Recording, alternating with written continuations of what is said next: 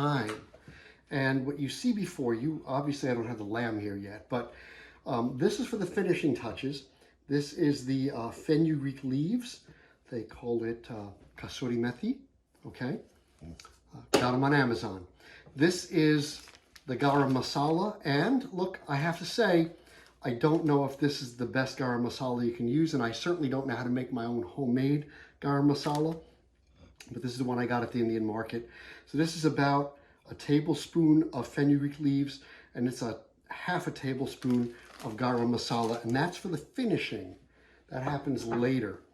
Okay, now what we have before us here is a tablespoon of the Kashmiri chili and a tablespoon of this regular red chili. And you see how they are kind of different? Yeah, I'm going to try this.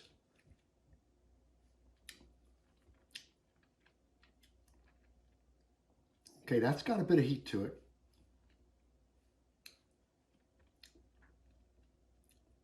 That one's got less heat. So I'm guessing that the Kashmiri is the less heat, and this red chili powder has a little more heat, but it's really not a lot of heat. I've got a half a tablespoon of turmeric, a tablespoon of salt, a tablespoon of coriander powder. Now here's what I find interesting, is that there's no black pepper and there's no cumin, but I'm guessing there's cumin maybe in the garam masala, I don't know. I've got a cinnamon stick, I've got a couple of bay leaves, and the recipe called for black cardamom. I didn't have that, I have green, so I'm gonna use green. So that's it. Okay, and then I've got some plum tomatoes, equaling about 400 grams, because, you know, everything they do outside of the US is metric. And I've got a large sweet onion, not a red onion, which I like the sweet onion better. Now, I am going to tell you, this is not my first rodeo with saag or palak. I've made it before, but this happens to be the first time I'm going to do Saag Gosht. I found this lovely woman. I'm going to get her name. I'm going to share her name with you. I'm guessing she's a Pakistani woman that lives either in the UK or Ireland. I don't know, because she's got that kind of a UK-Ireland accent. But she shared her recipe, and it looked fabulous. Actually, it looked like a lot of what I expect I had at Moti. So that's what I'm going to follow. And I will tell you at the end of this, actually, if this video gets posted, it's everything I expected. And if this video does not get posted, that means I'm going to go back to the drawing board and figure out what went wrong.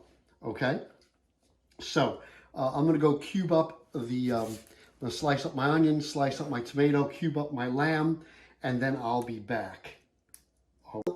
Before I cut to the lamb, I want to also point out that I'm using this garlic paste and this ginger garlic paste.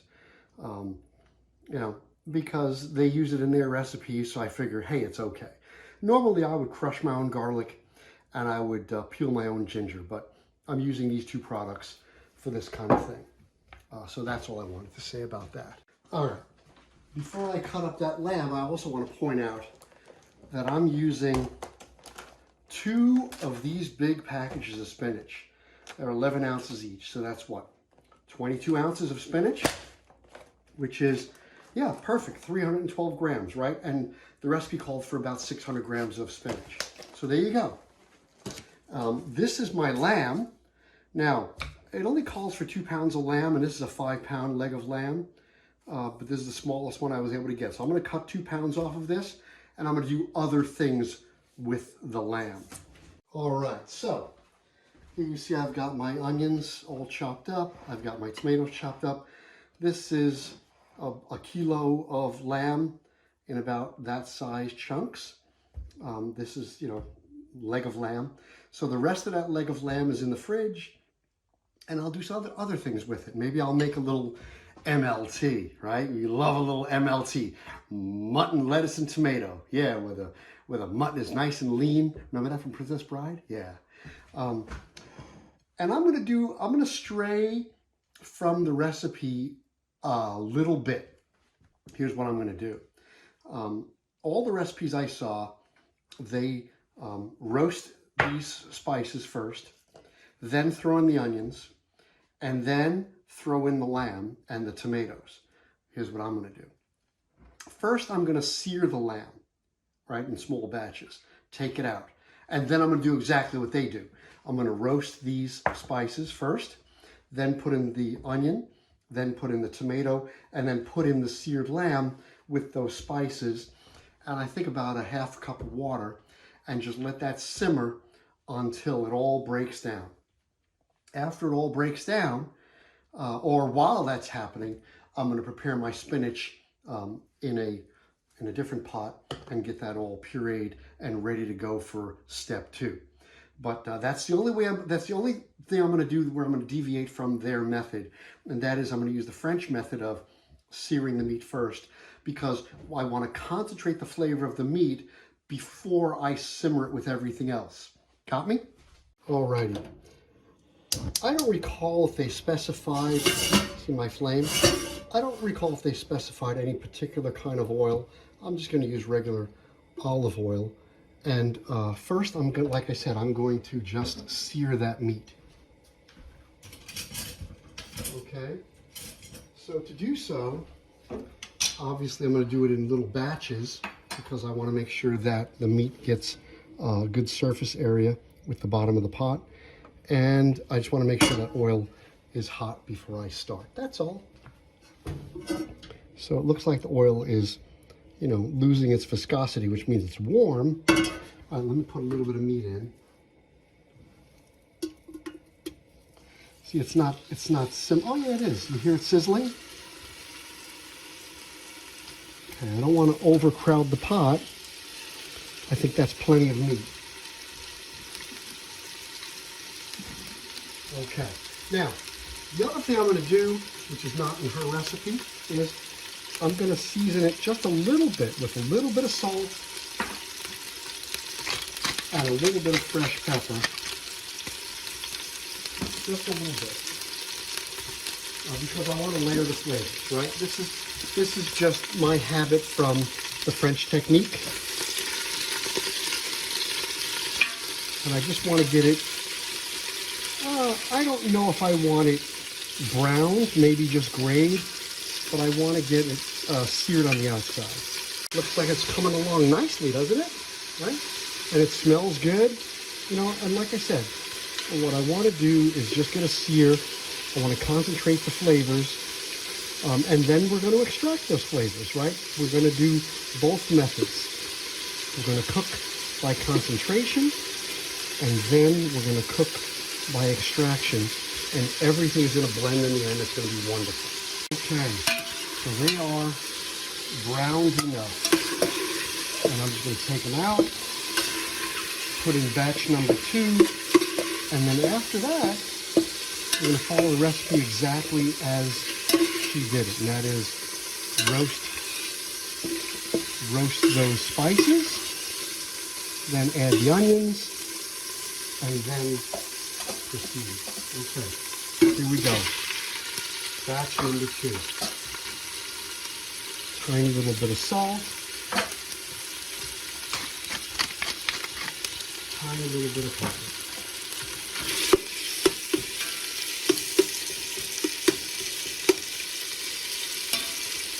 Let it go. Okay. Time for step number 2. Now, also notice what's happened here. I did use some olive oil, but now there's also a little bit of lamb fat melted in that pan. I'm going to add a little bit more oil, and now we're going to go back and work it the traditional way. Okay? So here we go. A little bit more oil. I had to go downstairs and get another bottle of olive oil. Okay? And here are my spices. This seems to be a thing in Indian cooking where they toast the spices before they do anything. And I guess that makes sense because those aromas come up. I'm getting a little smoky here. All right. And in go the onions. Okay, now these onions need to go until they're nice and golden brown. So I got to keep an eye on them. But you see how they're already picking up some of the colors of the meat, right? Right, so they're picking up some of the caramelized layer of whatever meat was at the bottom of that pan, which is also going to add to the flavor. Cool. All right, let me pause that video. Okay, so you see how my onions are getting some nice color. Excellent. Okay, let's put the meat back in. Okay. Okay, good, good. We've got to stir.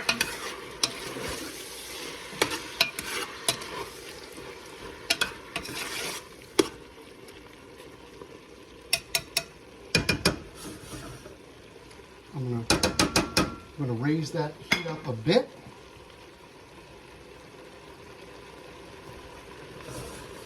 Get that going nice. And then I'm going to be adding the tomatoes, the rest of the spices, and some water. And then I'm going to let that simmer for about 45 minutes. Within a couple of minutes, it's tomato time. Okay, here's my tomatoes. Now here are my 2 chili powders, the turmeric, the coriander, and the salt. That's all going in. And 2 tablespoons of the ginger and 2 tablespoons of the garlic puree. Let's give that a quick stir.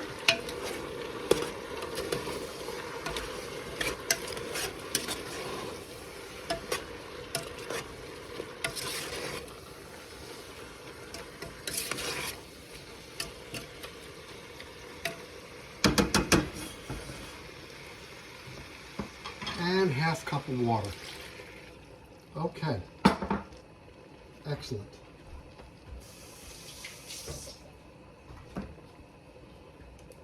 Alrighty, and now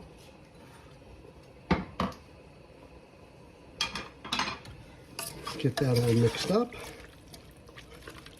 Oop, I hit the camera tripod. Looks delicious, right? Okay. Now what we're going to do is give it a cover and lower that flame to a simmer. And that's going to simmer for about 45 minutes. So while that's happening, I'm going to get the spinach prepped. You got me? All right. So the lamb is simmering, and I'm just adding, wow, that's a mess. I'm just adding all this spinach to the second pot. I dropped a bunch of spinach, didn't I? Oh my goodness, that's terrible. That is absolutely terrible. I'm fired. That's it. That's it, I'm fired.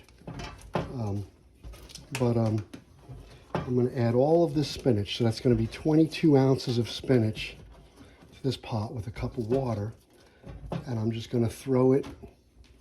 Just going to put the lid on. This is just 11 ounces. Imagine. And wait till you see how it shrinks. Oh, George Costanza would be proud. Anyhow, let me get the other container of spinach. I'll show you what it looks like. Okay, that is 2 large containers of spinach.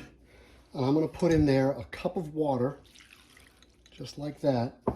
And you see my flame's not on yet. I'm going to put that flame on. And I'm going to put the lid on.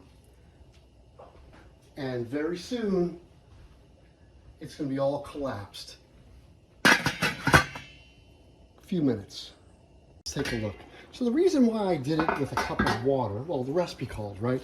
But besides that, here's the thing. This has to be pureed, okay? So I need enough liquid in there so I can puree it well. So that water is going to boil and help it collapse faster.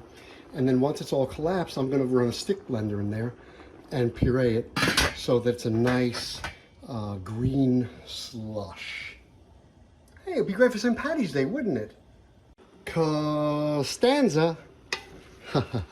So it's not quite fully collapsed yet, but look at that, how much it shrank. Isn't that amazing? But this is going to make a lovely, lovely sauce. So I'm just going to let that finish collapsing, and then we'll proceed. Okay, so see what I've got now. I've got all that collapsed spinach. That was, well, it still weighs the same, right? It was 22 ounces or 600 grams of spinach. And now it's all collapsed. So now I'm going to puree it. And that amount of water is going to help it puree smoothly. And then, believe it or not, that little bit of spinach is going to turn the other thing bright green. Hey, take a look.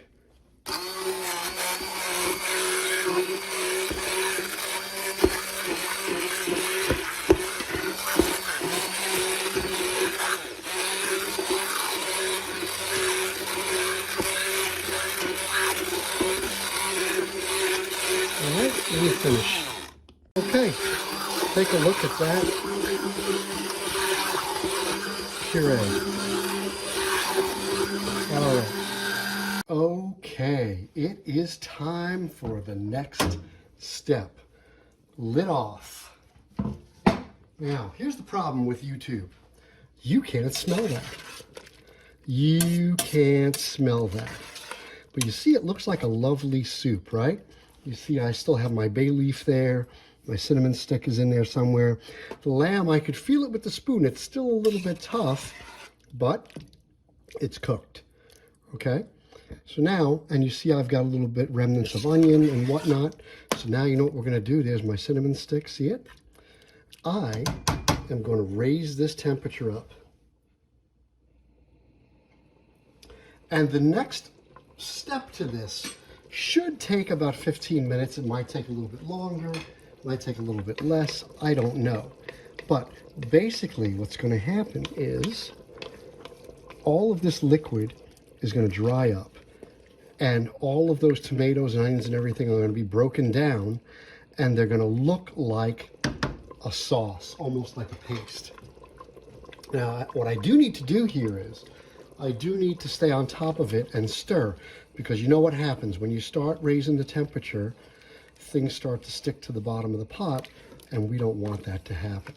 So it should take 15, 20 minutes. It might take a little longer, a little less, but when it's ready, it should look like a thick paste in the bottom, and I'll show you what that looks like. And then when that's done, we're going to add the spinach to it.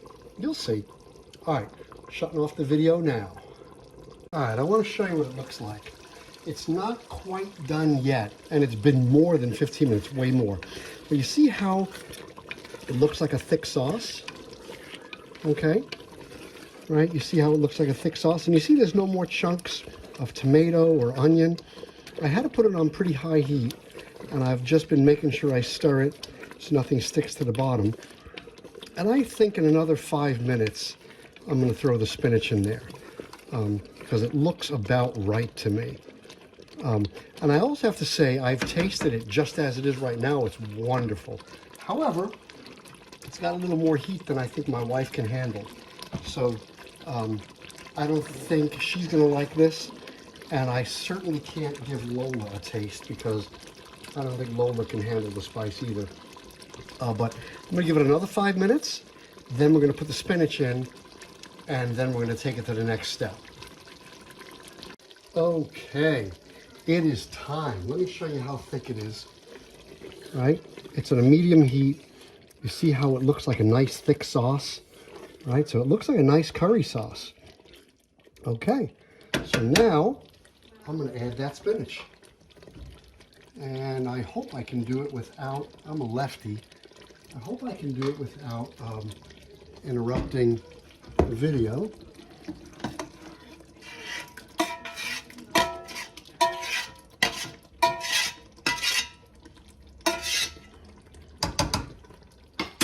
Get a spatula in there, get all that lovely spinach.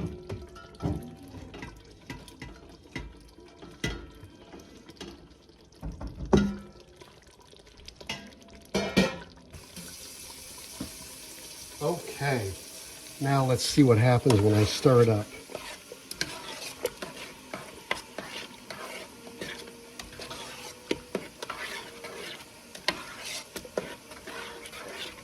Starting to look green. Okay, so the next step of this is to keep it at about this heat for about 15 more minutes. I'm going to let that simmer for about 15 minutes.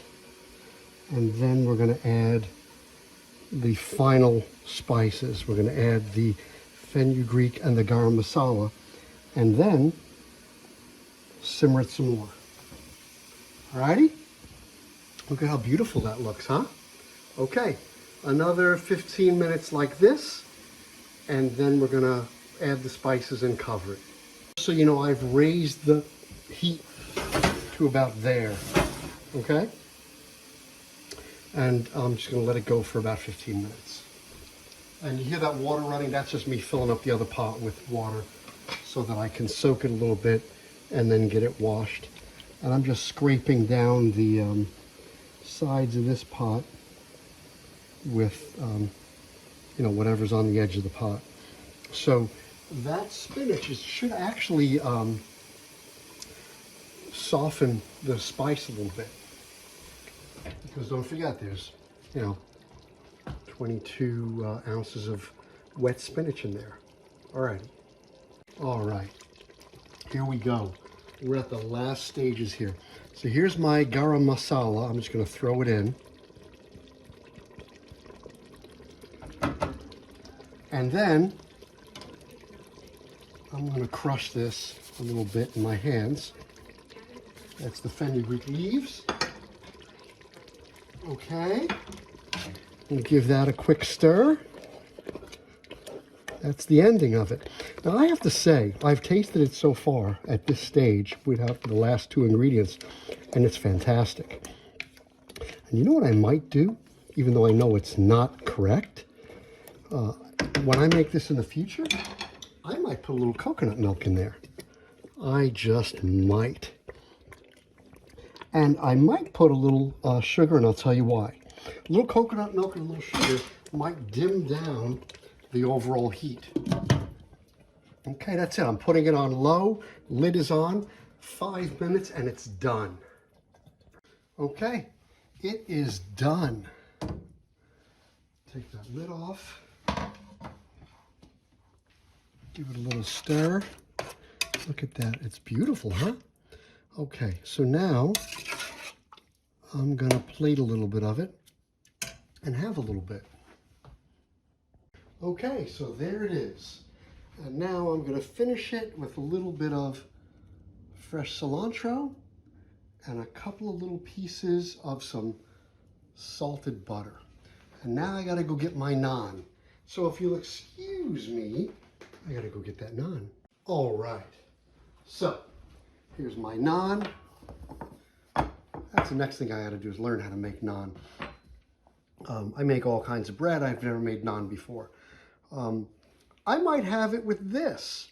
I don't know, I didn't open it yet, but this sounds interesting, this beer. Okay, so here's what I want to do.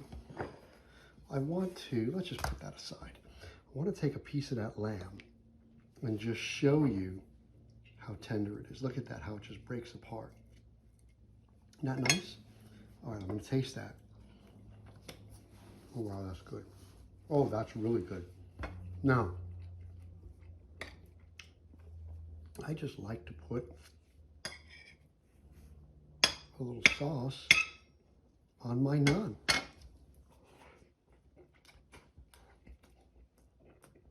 Oh. Oh, wow. That is so good. You know what? I'm going to tell you, I don't ever have to go to an Indian restaurant again. I'm going to follow this one. I'll get her name. I'm going to tell you her name. I'll put it on my website, and I'll put a link to her YouTube channel, because this is amazing. Holy crap. I think I am going to open this up. Now, you know, I am a bit of a bastard. And what I'm about to say, I hope doesn't offend anybody. But this is fantastic. You know how this is going to be even better? With beef. Anyhow, I'm just kidding. Well, maybe. We don't know. Wow, wow, wow. This is probably the best Saag lamb I've had since Japan. Holy shit, that's good.